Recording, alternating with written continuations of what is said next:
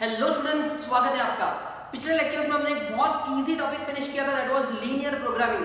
Yes, उसके सारे graphs, all 4 exercises we have completed it and now we are starting with a new chapter, but this time from mathematics part 2। Yes, part 1 में आपसे कुछ chapters बचे जो हम लोग बाद में फिनिश करेंगे। पार्ट 2 स्टार्ट करते हैं एंड एक और इजी टॉपिक चूज करते हैं, that is probability distribution. Yes, probability distribution is a very easy topic। बहुत ज्यादा सिंपल है, 6 मार्क के लिए आपके बोर्ड एग्जाम में आता है। ओके, अब probability distribution आप अगर सोचोगे तो इसमें probability is the word which is used, और probability तो आप 10th स्टैंडर्ड से पढ़ते आ रहे हो।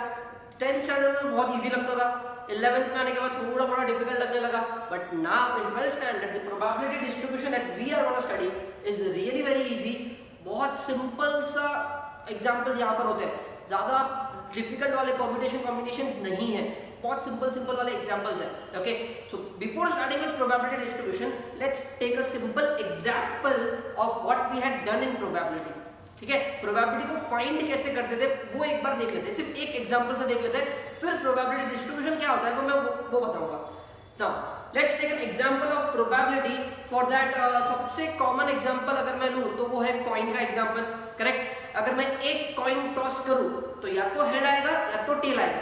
ये तो बहुत सिंपल हो गया। एक काम करते हैं, 2 कॉइन वाला एग्जांपल लेते हैं। राइट, अगर मैं 2 कॉइन्स को टॉस करूं तो याद करो 2 कॉइन्स टॉस किया तो सैंपल स्पेस क्या होता है। वैसे आपको बता दूं, प्रोबेबिलिटी में कुछ चीजें इंपॉर्टेंट है, जैसे कि सैंपल स्पेस क्या है वो पता होना चाहिए। Right, sample space means what, किसी भी एक्सपेरिमेंट में जितने भी आउटकम्स होते हैं वो सब कुछ एक साथ लिख देने का। राइट, फिर number of elements in sample space, n of s, याद करो उस सैंपल स्पेस में कितने एलिमेंट्स हैं, that is n of s। फिर इवेंट मतलब जिस किसी का भी प्रोबेबिलिटी अगर आपको फाइंड करना है, जैसे कि हेड्स का प्रोबेबिलिटी फाइंड करना है, टेल्स का प्रोबेबिलिटी फाइंड करना है, उसको हम लोग इवेंट बनाते हैं। राइट, नाउ प्रोबेबिलिटी का फॉर्मूला क्या होता है, number of elements in an event upon number of elements in sample space. याद करो p of a is equals to n of a upon n of s। ठीक है, नाउ ये सारी चीजें एग्जांपल लेते हैं और फिर उसको लिख लेते हैं। Right, so let's take an example of very simple example and that is tossing a coin, लेकिन 2 बार। टॉसिंग अ कॉइन ट्वाइस, या फिर ऐसा बोल सकते हो कि 2 कॉइन्स आर टॉस्ड, या फिर मैं क्या बोल सकता हूं 2 कॉइन्स आर टॉस्ड बोला तो भी चलेगा।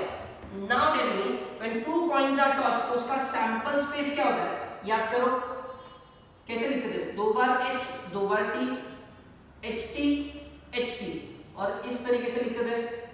राइट, या फिर कुछ लोग इसको डायरेक्ट भी लिखते हैं, hh ht th tt, इस तरीके से भी लिखते हैं। राइट, चलो अब 4 आउटकम्स है यहाँ पर, दोनों बार हेड आ सकता है। पहली बार कॉइन टॉस किया तो भी हेड, दूसरी बार कॉइन टॉस किया तो भी हेड, hh। पहली बार टॉस किया हेड, दूसरी बार टॉस किया टेल, पहली बार टॉस किया टेल, दूसरी बार हेड, दोनों बार tail. There are 4 possible outcomes, तो यहां पर हम लोग लिखते थे n of s is equals to 4। Correct है, मैं अगेन रिपीट करता हूं, ये बहुत सिंपल एग्जांपल है और ऐसे ही सिंपल एग्जांपल्स अपने प्रोबेबिलिटी डिस्ट्रीब्यूशन में है, बहुत इजी चैप्टर है। ओके, चलो so first example and the very simplest example, 4 outcomes. अब क्वेश्चन कैसा होगा, क्वेश्चन देखो, first one, find the probability of getting, let's suppose 2 heads। ऐसे कुछ क्वेश्चन होता था, find the probability of getting 2 heads। अब probability of getting 2 heads, इस पूरे सैंपल स्पेस में से ऐसा कौन सा एलिमेंट है जहां पर दोनों हेड मिलता है, क्या ना, ऐसे ये वाला, देखो ना दोनों हेड है। करेक्ट, अब दोनों हेड है मतलब ऐसा एक ही आउटकम है ना, तो आप लोग क्या लिखते थे, अगर मैं इसको नाम दे दूं let this be event A, अगर इसको हम लोग नाम देंगे let this be event A, तो कैन आई से इस ए में कौन आएगा, हेड वाला आएगा, क्योंकि मुझे 2 हेड्स चाहिए। Right, so n of a कितना, 1, और इसी से अगर मुझे कोई बोले find the probability of a, तो मैं बोलूंगा 1/4 इज द प्रोबेबिलिटी। प्रोबेबिलिटी का formula is what, na upon ns, n of a upon n of s। एक मुझे मिला कितने में से, 4 में से, दिस इज प्रोबेबिलिटी। राइट है, बट जरूरी थोड़ी ना है कि 2 हेड्स ही पूछेंगे, कभी क्वेश्चन ऐसे भी हो सकते हैं, find the probability find the probability of getting one head. ऐसे क्वेश्चन आए तो आप इसको कैसे सॉल्व करोगे? लेट दिस बी बी, तो बी में वन हेड वाला कौन कौन है? देखो एच टी, ये वन हेड वाला है, टी एच ये भी वन हेड वाला है, तो इसमें एच टी भी आएगा और टी एच भी आएगा, राइट है। सो एन ऑफ बी कितना? कैन आई से 2, दो आउटकम्स मिले। अगर यहाँ पर दो आउटकम्स तो प्रोबेबिलिटी ऑफ बी कितना? Can I say it is N of B upon N of S. Now N of B is how much? 2, N of S is how much? 4, so ये 2/4 हो गया, which is nothing but 1/2, simple. तो अगर one head का probability पूछा होगा तो अपना आंसर होगा 2/4 या फिर 1/2 लिख सकते हो। टू हेड्स का पूछा तो 1/4, लेकिन मान लो कि ऐसा पूछ लिया, फाइंड द प्रोबेबिलिटी ऑफ, इसको सी देते हैं, find the probability of getting zero head. पूछ सकते हैं ना, probability of getting zero head. अब जीरो हेड मींस व्हाट? एक भी हेड नहीं। अब एक भी हेड नहीं, इट मींस कैन आई से टेल टेल। टेल टेल में एक भी हेड नहीं है, करेक्ट, जीरो हेड। अब अगर ये सी टी पी है तो एन ऑफ सी कितना हो जाएगा? 1, एक ही आउटकम। तो मुझे बताओ प्रोबेबिलिटी ऑफ सी कितना होगा? कैन आई से अगेन 1/4, सिंपल। तो अगर हेड्स के बारे में क्वेश्चन पूछा है, हेड्स के बारे में, हेड्स, तो कैसे कैसे क्वेश्चन आ सकता है? Probability of getting 2 head, 1 head, 0 head. 3 heads आएगा क्या? नहीं आएगा। आया तो भी हम लोग 0 लिखेंगे, क्यों? 3 हेड का कोई चांस ही नहीं है। कॉइन 2 बार टॉस हो रहा है तो 3 बार कैसे आ सकता है, राइट है। नाउ ये तो चलो समझ में आता है, 2 हेड्स बोला तो आंसर क्या, 1 हेड बोला तो आंसर क्या, 0 हेड बोला तो आंसर क्या है। लेकिन अगर वो लोग ने हमारे साथ चीटिंग किया और सिर्फ इतना सा बोला, find the probability of getting head, find the probability of getting head, सिर्फ इतना ही बोला कि find the probability of getting head, तो आपके मन में क्वेश्चन क्या आएगा? अरे हेड, लेकिन कितने हेड चाहिए? 1, 2, 0, कुछ तो बता दो। कितने हेड चाहिए? 2 हेड, 1 हेड, 0 हेड, नहीं मालूम। उनका क्वेश्चन सिर्फ इतना है कि find the probability of getting head. अब जब अगर ऐसा कुछ क्वेश्चन आया तब आप समझ जाना कि आपको सबके लिए सॉल्व करना पड़ेगा।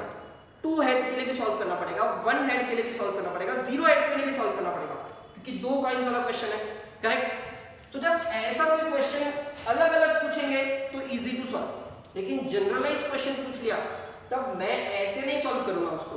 इतना कौन लिखेगा बार बार same sentences, 2 head, 1 head, 0 head. In that case what we do is, हम लोग सिर्फ इतना लिख दें, नंबर ऑफ हेड्स। मैं बोलूंगा कि नंबर ऑफ हेड्स कितने वो तो बता दो। तो अगर हम लोग ने नहीं बताया कि नंबर ऑफ हेड कितने हैं तो मैं तीनों के लिए सॉल्व करूंगा, 2 हेड्स के लिए भी सॉल्व करूंगा, 1 हेड के लिए भी सॉल्व करूंगा, 0 हेड के लिए भी सॉल्व करूंगा। 2 हेड का भी आंसर लिखूंगा, 1 हेड का भी आंसर लिखूंगा, 0 हेड का भी आंसर लिखूंगा, राइट है।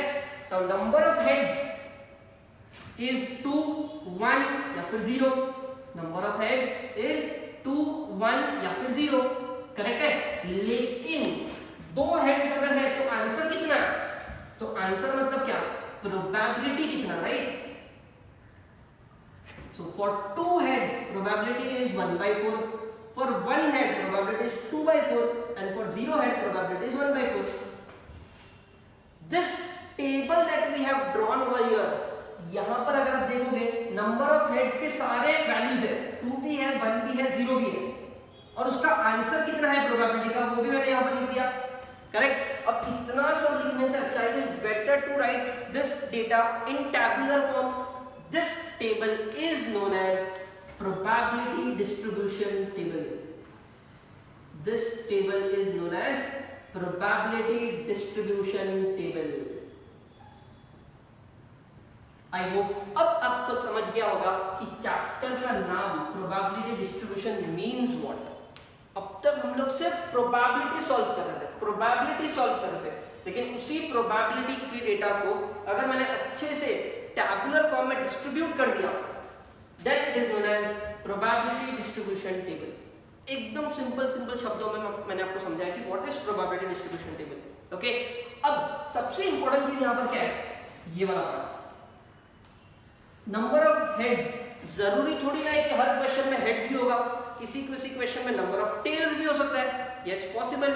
Now this element that I have written over here, ये जो नाम मैंने यहाँ पर लिखा है, नंबर ऑफ हेड्स लिखो, नंबर ऑफ टेल्स लिखो, फर्क नहीं पड़ता, इसको कहा जाता है random variable. Very very important term, random variable. इसको क्या कहा जाता है? Random variable. और इसको डिनोट किससे करते हैं? x। तो यहां पर रैंडम वेरिएबल कौन है? Number of heads is a random variable. Random variable क्यों कहा गया? Because it might change from question to question. मैंने यहाँ पर हेड्स बोला है, बट जरूरी थोड़ी ना कि हर बार हेड्स होगा, it can be tails as well. So यहाँ पर अगर नंबर ऑफ टेल्स आएगा तो भी मुझे उसका प्रोबेबिलिटी निकालने आता है, correct? So this thing that we write is random variable. जिस चीज का आपको प्रोबेबिलिटी निकालना है, जिस इवेंट का आपको प्रोबेबिलिटी निकालना है, उसको रैंडम वेरिएबल कहा जाता है। Okay, and what is the definition of random variable? It's simple number of things. It is simple number of things. कि कौन सी थिंग है? हेड है, टेल है, कुछ तो होगा, वो बता दो। जैसे कि अगर बॉल्स का क्वेश्चन है, red ball, blue ball, green ball, तो number of red balls, number of blue balls, that is what is your random variable. Okay, जिसका प्रोबेबिलिटी का आपको आंसर लिखना है वो होता है रैंडम वेरिएबल। सिंपल शब्दों में अगर मैं बोलूं अपने भाषा में, तो number of things, okay, denoted by x। Keep this in mind, denoted by x। तो हर बार, हर प्रोबेबिलिटी डिस्ट्रीब्यूशन में रैंडम वेरिएबल का होना बहुत जरूरी है। हर प्रोबेबिलिटी डिस्ट्रीब्यूशन में रैंडम वेरिएबल का होना बहुत जरूरी है। मतलब इसी टेबल को अगर आप नंबर ऑफ हेड्स ना लिखो, सिर्फ x लिखो यहाँ पर, तो भी चलेगा। मैं अगर इसको सिर्फ और सिर्फ x लिख के छोड़ दूं, ये लिखूं ही ना, तो भी चलेगा। आई hope this is clear. And this is nothing but probabilities. Okay, और प्रोबेबिलिटी को डिनोट करते हैं p ऑफ x के साथ। प्रोबेबिलिटी को किससे डिनोट करते हैं? p ऑफ x के साथ। क्यों? क्योंकि मैंने प्रोबेबिलिटी किसका निकाला? x का निकाला है, नंबर ऑफ हेड्स का प्रोबेबिलिटी निकाला, इसलिए इसको बोलते हैं p of x। Okay, so there are two things that we have learned over here. Random variable is denoted by x and probability over here is denoted by p of x. p of x। तो इसको चलो probability को p of x बोल दिया, लेकिन अगर मुझे इसका प्रोबेबिलिटी निकालना है तो उसको क्या बोलेंगे? इसको हम लोग बोलेंगे, ये x कितना है? x का वैल्यू 2 है ना, तो इसको आप p of 2 बोलो। p of 2 मतलब x की जगह पर 2, right? So I can call this as, इसका ये जो आंसर है इसको मैं बोल सकता हूँ probability when x is equals to 2। इसके लिए क्या बोलोगे? Probability when x is equals to 1। अब x इक्वल्स टू 1 मतलब क्या? x कौन है? Number of heads. So probability of number of heads equals to 1, probability of getting 1 head. सिर्फ बोलने का तरीका अलग अलग है, लिखने का तरीका अलग अलग है, मीनिंग सबका सेम है। Probability of x equal to 0 मतलब प्रोबेबिलिटी व्हेन x का वैल्यू इज 0 इज 1/4। तो ये जितने भी प्रोबेबिलिटीज है इसको p ऑफ x कहा जाता है। ओके, और प्रोबेबिलिटी ऑफ कौन सा नंबर आप फाइंड कर रहे हो उसको ऐसा लिख सकते हो, p of x equals to 2, p of x equals to 1। Allowed, ठीक है? फिर भी अगर नहीं समझा what is random variable, what is probability, let's take one more example. अब एक सिंपल सा एग्जांपल लेते हैं।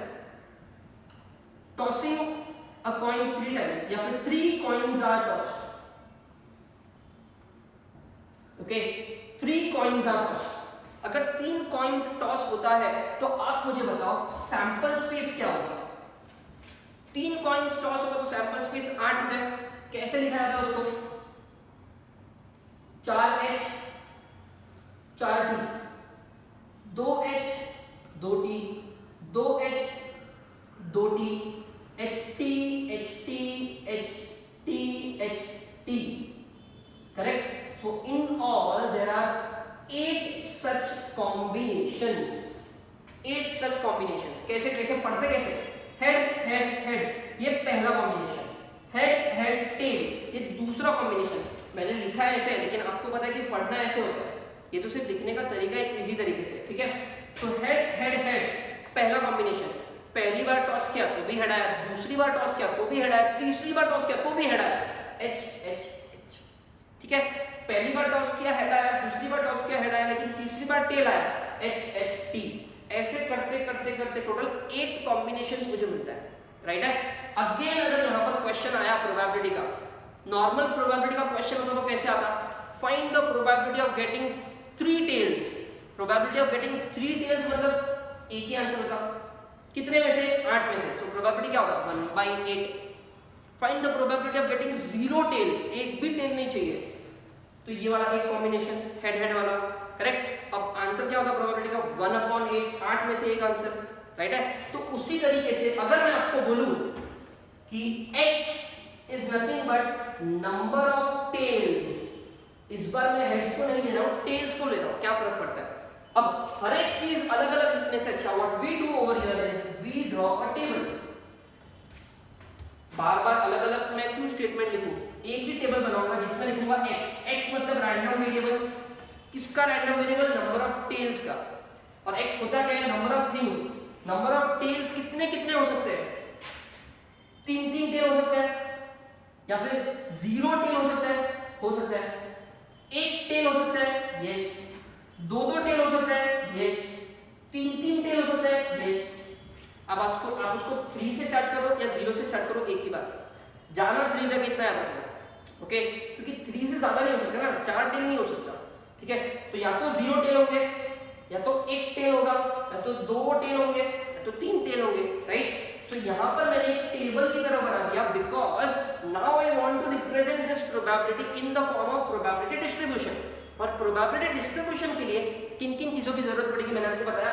एक तो रैंडम वेरिएबल की जरूरत पड़ेगी, किसका प्रोबेबिलिटी निकाल रहे हो भाई वो तो बता दो, तो that is x, okay? Random variable कहा जाता है इसको। एक और चीज, इसके साथ साथ मुझे क्या निकालना है? प्रोबेबिलिटी निकालना है ना, प्रोबेबिलिटी। अब प्रोबेबिलिटी नहीं लिखा, सिर्फ p ऑफ x लिखा भी चलता है, इट इज अलाउड, ओके? सो बहुत सारे क्वेश्चंस में आप x देखोगे, p ऑफ x देखोगे, ये सब स्टेटमेंट नहीं लिखा होगा, डजंट मैटर। x मतलब random variable, p of x मतलब प्रोबेबिलिटी, ठीक है? सो probability of x when it is 0, 0 मतलब कौन 0? टेल्स 0, एक भी टेल नहीं है, एक भी टेल नहीं मतलब ऐसे कितने कॉम्बिनेशंस है? एक ही कॉम्बिनेशन है h h h, और कोई कॉम्बिनेशन है जिसमें टेल नहीं है? नो। तो एक कॉम्बिनेशन मतलब प्रोबेबिलिटी होगा 1/8। अब यहाँ पर हम लोग इस तरीके से आंसर्स नहीं लिखते, ये तो हम लोग को आता है, हमने किया हुआ 10th and 11th में। Now we have a direct answer, ठीक है?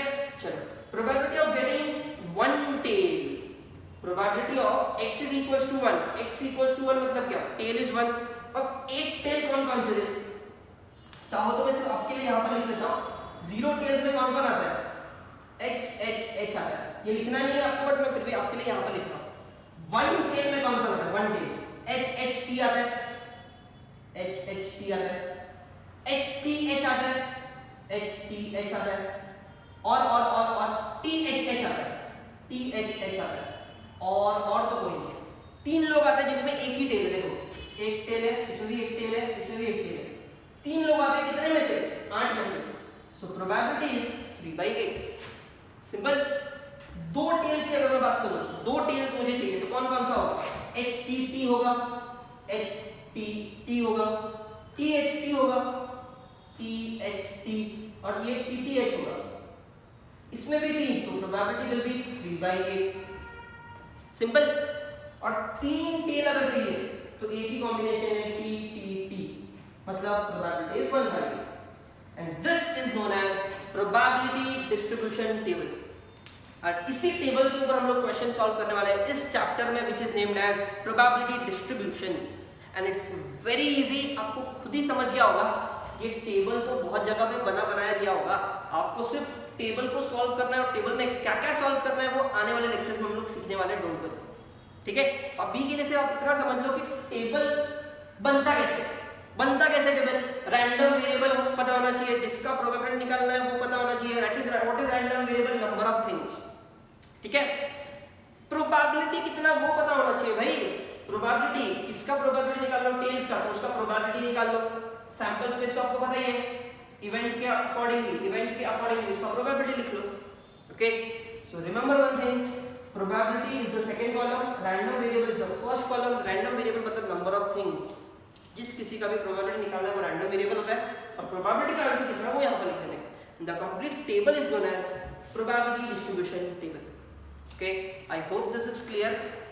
Make a note of this. I'll take one more example to explain better what is probability distribution table. Write this. Now let's take second very common example, that is dice वाला question. बहुत बार solve किया है, correct. Let us take an example. Two dices are thrown. दो dice को मैंने throw किया, right. If two dices are thrown, sample space क्या होता है? 1 1. मतलब पहली बार डाइस थ्रो किया 1 आया, दूसरी बार में भी 1 आया, इसलिए उसको 1 1 लिखते हैं, मतलब 1,1 लिखा. ठीक है. पहली बार थ्रो किया 1 आया, दूसरी बार थ्रो किया 2 आया, तो 1,2 लिखते हैं. पहली बार थ्रो किया 1 आया, दूसरी बार थ्रो किया 3 आया, तो 1,3 लिखते हैं. इसी तरीके से 1,4 1,5 1,6. लेकिन मान लो कि पहली बार थ्रो करने पर ही 2 आया, तो कैसे लिखोगे? 2, दूसरी बार में 1, पहली बार में 2, दूसरी बार में 2, पहली बार में 2, दूसरी बार में 3. इस तरीके से total there are 36 combinations when 2 dices are thrown, and we have solved many questions based on such examples, right. 2 dices are thrown वाले क्वेश्चन हमने बहुत सॉल्व किए. अब यहाँ पर प्रोबेबिलिटी क्या पूछा है? Find the probability of sum of numbers obtained on the dice. Sum of numbers obtained on the dice मतलब आप 2 डाइस थ्रो कर रहे हो ना, तो दोनों डाइस में जो नंबर आया उसका सम फाइंड करना है. ठीक है. तो सम क्या क्या हो सकता है? देखो, पहला, अगर 1 1 आया दोनों पे, पहले पे भी 1 दूसरे पे भी 1, तो उसका सम कितना होगा? 2 होगा, बराबर. और यहाँ पर ऐसा कोई मेंशन है क्या कि सम 3 चाहिए, 5 चाहिए, 10 चाहिए?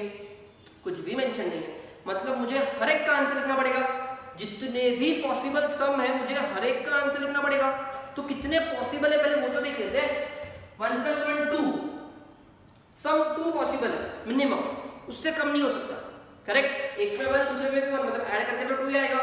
ठीक है. 1 + 2 3, सम 3 भी आ सकता है. 1 + 3 4, सम 4 भी आ सकता है. सम 5 भी आ सकता है, 6 भी आ सकता है, 7 भी आ सकता है. मैक्सिमम कितना आ सकता है? 6 + 6 12 आ सकता है, मैक्सिमम 12, उससे ज्यादा नहीं आ सकता. ऐड करने के बाद, दोनों डाइस के नंबर को ऐड करने के बाद 12 आ सकता है, उससे ज्यादा नहीं आ सकता. इट मींस मुझे अगर सबका आंसर लिखना है तो मैं हर एक का स्टेटमेंट तो लिखूंगा नहीं, मैं सीधा प्रोबेबिलिटी डिस्ट्रीब्यूशन बनाऊंगा. उसके लिए मुझे किन किन चीजों की जरूरत पड़ेगी? सबसे पहले तो रैंडम वेरिएबल क्या है वो बताना पड़ेगा मुझे. सो रैंडम वेरिएबल कौन है, इसका प्रोबेबिलिटी फाइंड करना है. Sum of numbers on the dice, तो यहां पर मैं प्रोबेबिलिटी लिख लेता हूं. What I have to find is, first one is random variable, जिसको मैं ब्रैकेट में मेंशन कर रहा हूं, वो क्या है? Sum of numbers obtained on dice. 2 dice में जो भी नंबर आया उसको ऐड करके लिखना है. तो ये बन जाएगा मेरा टेबल. ठीक है. और दूसरा क्या लिखना होता है? प्रोबेबिलिटी कितना, मतलब P of x. P of x मतलब प्रोबेबिलिटी,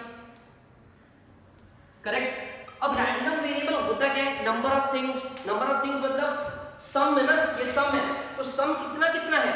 मिनिमम 2 है, 2 तो आएगा ही आएगा. ठीक है. 3 भी आ सकता है, 4 भी आ सकता है. कहां तक जाना है? 12 तक. तो 5 6 7 8 9 10 11 and finally 12. So this is my table जहां पर मैं प्रोबेबिलिटी फाइंड कर रहा हूं sum of numbers obtained on the dice. अब कितना सम चाहिए वो क्वेश्चन में मेंशन नहीं है. 10 तक जो भी क्वेश्चन सॉल्व करते थे उसमें मेंशन होता था find the probability of getting sum 7. तो हम लोग 7 के जितने भी कॉम्बिनेशंस है उसको काउंट करके लिख लेते थे प्रोबेबिलिटी. बट इस बार ऐसा नहीं है, हमें सबका आंसर लिखना है. सम 2 आया तो कितना, 3 आया तो कितना, 4 आया तो कितना, सबका प्रोबेबिलिटी कितना होगा, उसके लिए एक सिर्फ टेबल बना दो. ठीक है. चलो let's write it. Probability when you get the sum of 2. Sum 2 मतलब x का वैल्यू 2. तो प्रोबेबिलिटी व्हेन x का वैल्यू 2, सम 2 कौन सा कॉम्बिनेशन है? ये एक ही है, 1 1. तो प्रोबेबिलिटी कितना होगा? Can I say it will be 1/36. क्यों 1/36? टोटल 36 है, तो उसमें से मुझे एक ही मिला, 1/36. ठीक है. सम 3 चाहिए. Sum of the numbers obtained on the dice is 3. Sum 3 कब कब आता है? कैन आई से इसको एक काम करता हूं, रेड में लिखता हूं. ठीक है. सम 3 चाहिए. 1 + 2 is also 3, 2 + 1 is also 3. मतलब ये 3 वाला सम है, ये 2 वाला है. कितने लोग? 2. तो कैन आई से 2/36. करेक्ट. सम 4 चाहिए. 1 + 3 is 4, 2 + 2 is 4, 3 + 1 is 4. ये सारे सम 4 है. कितने लोग हैं? 1 2 3. So probability will be 3/36. अब यहाँ पर मैं रिड्यूस नहीं कर रहा हूँ बिकॉज एनीवेज हम लोग वो प्रोबेबिलिटी एक्चुअल फाइंड तो नहीं कर रहे ना, मैं सिर्फ आपको सिखा रहा हूँ कि डिस्ट्रीब्यूशन टेबल बनाते कैसे। चलो 5 सम 5 चाहिए, 4 + 1 3 + 2 2 + 3 1 + 4, सम 5 चाहिए। कितने लोग हैं? 1 2 3 4 लोग हैं, सो 4/36। अब यहाँ पर कंफ्यूज मत होना, 4 लिखा है मतलब 4/36 नहीं लिखना है। सम 4 कितने लोग? 3 लोग हैं। सम 5 4 कॉम्बिनेशन। सम 6 6 सम चाहिए, कितने combination? 1 2 3 4 5 combinations. Getting it? Sum 7 ये पूरा कितने कॉम्बिनेशन? 1 2 3 4 5 6 कॉम्बिनेशंस। सम 8 ऐड करके 8 आना चाहिए, 6 + 2 5 + 3 4 + 4 3 + 5, करेक्ट। ये सारे के सारे सम 8 है। कितने लोग? 1 2 3 4 5। अब देखो सिर्फ 5 मिले। आई होप आपको समझ में आ रहा है प्रोबेबिलिटी हम लोग किस तरीके से फाइंड कर रहे हैं। सम 9 चाहिए, 6 3 5 4 3 6। कितने लोग? 4 लोग, सो 4/36, करेक्ट। सम 10 चाहिए तो 3 लोग हैं, 3/36। सम 11 चाहिए, 2 ही लोग हैं, सो 2/36। सम 12 चाहिए तो एक ही है, 1/36। आई होप आपको समझ में आया कि how a probability distribution table is form, ठीक है, जिसमें एक रैंडम वेरिएबल होता है, मतलब नंबर ऑफ थिंग्स, कितना सम, 2 सम 3 सम 4 सम 5 कितना, और उसका प्रोबेबिलिटी कितना। Okay, I hope random variable के हिसाब से मैंने प्रोबेबिलिटी डिस्ट्रीब्यूशन टेबल तो बना दिया एंड आपको समझ भी गया होगा कि टेबल बनाते कैसे। आगे बढ़ते हैं, ये 2 एग्जांपल्स मैंने बता दिया, बहुत बहुत कॉमन एग्जांपल्स, कॉइन वाला डाइस वाला। अब आगे बढ़ते हैं and let us study more about random variable. Random variable are of 2 types. Yes, random variable भी फर्दर डिवाइड हो गए 2 टाइप में। First one discrete random variable, discrete random variable, and second type is continuous random variable. Discrete random variable and continuous random variable. अब ये दोनों type का मतलब क्या है वो देखो। What do we mean by discrete random variable? ऐसा रैंडम वेरिएबल जिसको आप काउंट कर सकते हो। जैसे कि मैंने कॉइन टॉस किया, कितने हेड्स है कितने टेल्स है मैं काउंट कर सकता हूं। ये सुन लो, बहुत ज्यादा हुआ तो भी चलेगा लेकिन काउंट कर सकते हो ना। पूरे क्लास में कितने स्टूडेंट्स है मैं काउंट कर सकता हूं। यस, टाइम लगेगा, 10 मिनट जाएगा, लेकिन काउंट तो कर सकता हूं, राइट। या फिर मान लो कि पूरे इंडिया का पॉपुलेशन कितना है, पूरे इंडिया का पॉपुलेशन कितना है, बहुत टाइम लगेगा, पूरा साल लग जाएगा काउंट करने के लिए, लेकिन फिर भी I can count. Such examples come under discrete random variable, because random variable मतलब क्या? नंबर, ये तो मैंने आपको पहले ही बता दिया, नंबर ऑफ थिंग्स, राइट। अब डिस्क्रीट रैंडम वेरिएबल मतलब काउंटेबल नंबर ऑफ थिंग्स। अगर आप उनको काउंट कर सकते हो, बहुत ज्यादा हुआ तो भी चलेगा, still if you can count it then it is discrete random variable, countable, ठीक है। कंटिन्यूस रैंडम वेरिएबल, अब कंटिन्यूस रैंडम वेरिएबल क्या है? एक सिंपल सा एग्जांपल लेते हैं। मान लो कि आपको हाइट फाइंड करना है, स्टूडेंट का हाइट फाइंड करना है, या फिर स्टूडेंट का वेट फाइंड करना है। तो क्या स्टूडेंट का हाइट या वेट, एक क्लासरूम में बहुत सारे स्टूडेंट्स हैं, कितने स्टूडेंट्स हैं वो मैं काउंट कर सकता हूँ, लेकिन उनका हाइट और वेट मैं काउंट कर सकता हूँ क्या? उसके लिए मुझे मेजर करना पड़ेगा। अगर मुझे स्टूडेंट का हाइट या वेट फाइंड करना है तो I have to measure them, right. कोई तो मशीन से या तो स्केल लेके हाइट मेजर कर सकते हो, वेइंग मशीन से वेट मेजर कर सकते हो। Such type of examples are known as continuous random variable. Things which can not be counted but which can be measured are continuous random variable. लेकिन things which can be counted, बहुत ज्यादा है तो भी चलेगा लेकिन काउंट कर सकते हो, तो डिस्क्रीट रैंडम वेरिएबल, ठीक है।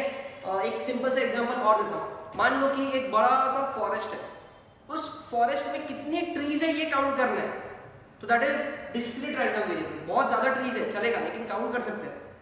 लेकिन अगर उन ट्रीज का मुझे हाइट फाइंड करना है, ट्रीज का हाइट कितना है, तो क्या मैं काउंट कर सकता हूँ? मैं ऐसा बोलूंगा क्या, जो नीचे का स्टेम पे वो फिर 1 मीटर, फिर 1 मीटर, फिर 10 मीटर के बाद लीफ स्टार्ट होता है, ऐसे थोड़ी ना काउंट कर सकते हैं हम लोग। We have to find the height by measuring it, right, that is known as continuous random variable. ठीक है, सो यहां पर मैं इसका डेफिनेशन दूंगा, things which can not be counted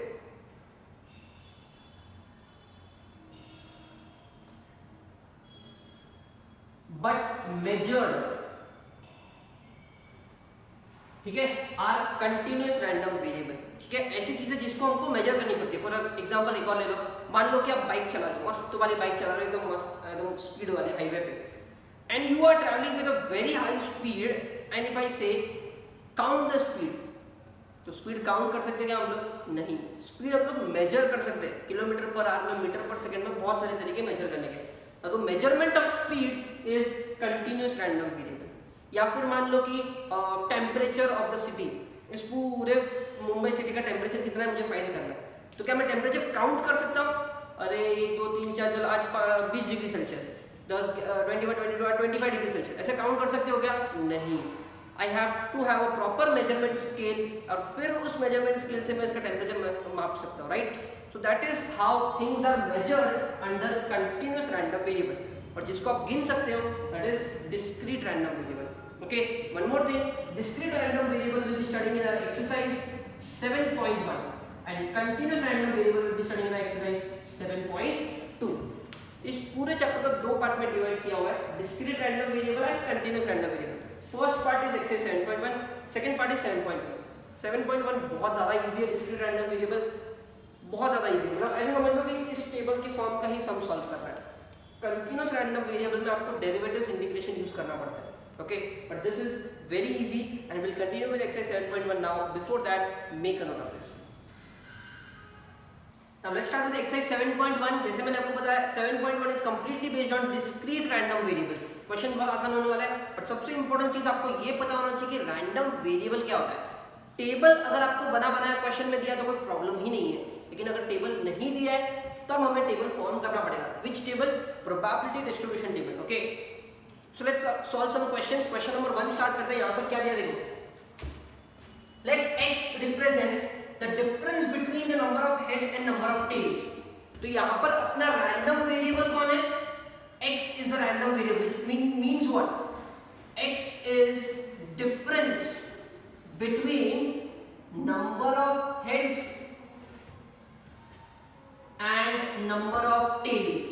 तो नंबर ऑफ हेड और नंबर ऑफ टेल को मुझे माइनस करना है और उसका डिफरेंस फाइंड करना है, तो वो जो आंसर मिलेगा वो मेरा x का वैल्यू होगा, और x is nothing but number of things. तो यहाँ पर किसका नंबर है? वो difference of head and tail. Okay, simple शब्दों में बोल दो, हेड और टेल को माइनस करके जो आंसर आएगा that is my x। Okay, अब किसका हेड और टेल वो तो पता कर ले। When a coin is tossed 6 times, मैंने जो आपको एग्जांपल सिखाया उसमें coin was tossed 2 times 3 times, तब कैसे सैंपल स्पेस लिखते हैं, कैसे x लिखते हैं वो मैंने आपको बता दिया। अब याद करो, जब 2 बार कॉइन टॉस होता है तो हेड कितनी बार आने का चांसेस है? 2 टाइम्स, 1 टाइम, 0 टाइम, बराबर। या तो 0 बार आएगा, या तो 1 बार आएगा, तो 2 बार आएगा। 3 बार कॉइन टॉस किया तभी भी मैक्स टू मैक्स 3 बार हेड आ सकता है, या फिर 2 बार, 1 बार, 0 बार। यहां पर 6 बार कॉइन टॉस किया है, coin is tossed 6 times. If coin is tossed 6 times, then can I say number of heads? लिखना आसान है अपने लिए, लिख सकते हैं ना, क्यों नहीं लिख सकते? नंबर ऑफ हेड्स या तो 6 बार होगा, या तो 5 बार होगा, या तो 4 बार होगा। 3 2 1 0। अगर हेड 6 बार आ रहा है तो नंबर ऑफ टेल्स कितने होंगे? कहने से 0। उस केस में जिसमें 6 बार हेड है, 6 बार हेड है, 6 हेड्स है, तो उसका टेल कितना होगा? एक भी टेल नहीं होगा, उसमें 0 टेल होगा, क्योंकि मैंने 6 बार कॉइन टॉस किया, 6 बार कॉइन टॉस किया और 6 के 6 बार हेड आया, तो टेल तो 0 होगा ना, राइट।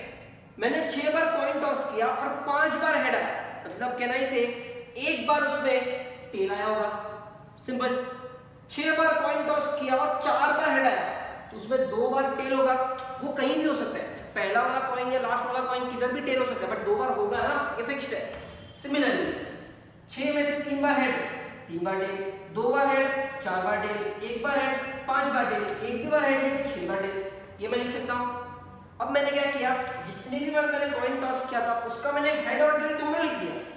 6 हेड आया तो 0 टेल आएगा, उस केस में 5 हेड आया तो 1 टेल आएगा, इस तरीके से।